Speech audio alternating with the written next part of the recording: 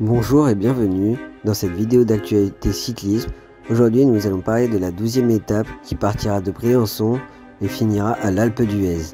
Chercher le maillot jaune, une victoire d'équipe aujourd'hui. La Jumbo-Visma a essayé très tôt. La Jumbo-Visma a renversé le Tour de France et prend le maillot jaune grâce à Jonas. Avec des attaques incessantes de Primož Roglič et de Jonas Vingegaard qui aura coûté très cher au maillot jaune à Tadej Pogačar. La 12e étape qui partira de Briançon, les coureurs commenceront à grimper le Lautaret puis à nouveau le Galibier et descendront sur Valloire, puis descendront le col du Télégraphe. Ça suivra une grande montée au col de la Croix de Fer, 29 km à 5% de moyenne, un col très irrégulier. On pourrait voir des attaques des favoris, surtout d'un Tadej Pogačar qui se dit revanchard. Les coureurs basculeront dans une descente et finiront dans la vallée de Bourdoisan avant d'attaquer l'Alpe d'Huez, 14 km à 8% de moyenne.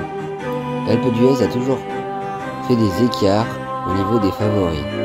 À préciser, l'Alpe d'Huez accueillera la 32e arrivée de son histoire. Le premier favori pour remporter cette étape, c'est Tadej Pogačar. Lui qui a eu une grande désillusion au col du Granon, il est prêt à prendre sa revanche contre Jonas Vingegaard. Le deuxième favori pour remporter cette étape, c'est nul doute que le maillot jaune Jonas Vingegaard qui a mis un grand coup de casque sur Tadej Pogačar dans le col du Granon. Le troisième favori, c'est Romain Bardet, lui qui a attaqué comme à son habitude dans le col du Granon et se place à nouveau deuxième au classement général. Et pour finir, le quatrième coureur capable de remporter cette étape, c'est Thibaut Pinot, lui qui l'avait déjà gagné en 2015. Je suis sûr qu'il prendra l'échappée pour essayer de renouveler cet exploit.